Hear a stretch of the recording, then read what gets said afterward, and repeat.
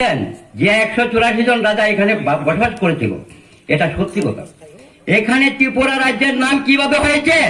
এভাবে এখানে ত্রিপুর নামে এক রাজা বসবাস করত, ওই রাজার নাম অনুসারে এই রাজ্যের নাম হয়েছে ত্রিপুরা।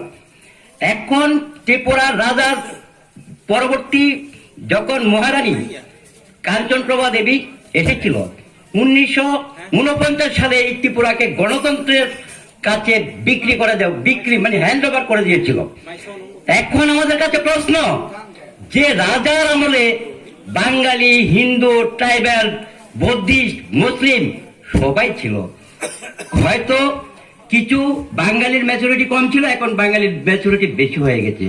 জানেন আমাদের পাশেই বাংলাদেশ। তবে আজকে আমরা দেখেছি সিপিএম এর 25 বছর শাসন, ইনকলাব জিন্দাবাদ, আমরা কামুক তোমরা ভাত, কথাটা ঠিক আছে। এর পরবর্তী সময় আমরা দেখলাম ঘরে ঘরে এসে চাঁদা নিত। আজকে বলতো নারী সমিতি, কালকে বলতো কৃষক সমিতি। আরে ভাই, এত সমিতি কিটা? আমাদের তো 26টা সমিতি আছে, আপনি কয়টাতে দিবেন চাঁদা? আমি বললাম বছরে কত নেবে? তখন বললো বছরে তো 2000 টাকা দিলে হয়।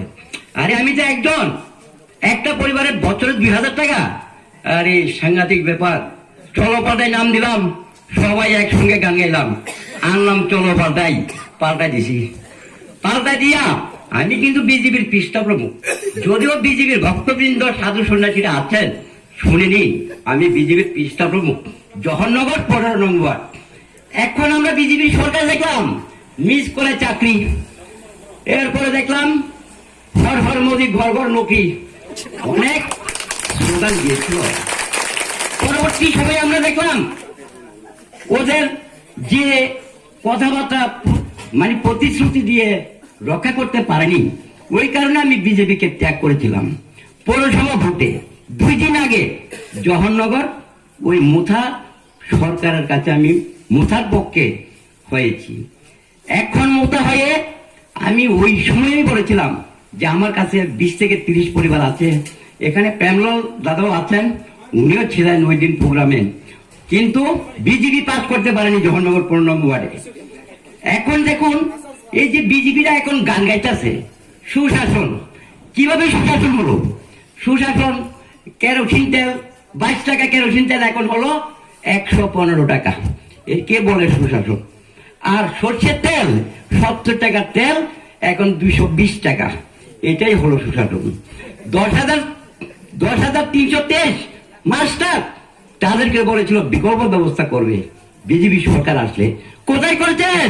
বিজেপি ভাই আর তোমাদের জায়গা হবে না, এবার বিদায় নিতে পারেন। যাক, এখানে আমাদের টাইম খুব সীমিত। এরপরে আমি আরেকটা কথা বলছি, এখানে দেখুন সিপিএমরা নাম দিয়েছিল উপজাতি, বিজেপি সরকার নাম দিয়েছে জনজাতি, আর ভূভাগরা নাম দিয়েছে ত্রিপ্রাসা, মানে আমরা ত্রিপুরাবাসী। এখানে হিন্দু, মুসলিম, জিয়াং, চাকমা, হালাম, কুকি, জমাতে, নুয়াতিয়া সবাই থাকবে। এখন দেখুন শের কা বাচ্চা শের হতায়, রাজার মুখের যে বাক্য যে ত্রিপ্রাসা, আমরা ত্রিপুরাবাসী, কত সুন্দরভাবে বুঝিয়ে দিয়েছে। তাহলে আপনারা আনারস যে চিহ্ন, প্রতীক চিহ্ন আমাদের ত্রিপুরা মশার, আমাদের ক্যান্ডিডেট মহাশয় এখানে উপস্থিত আছেন।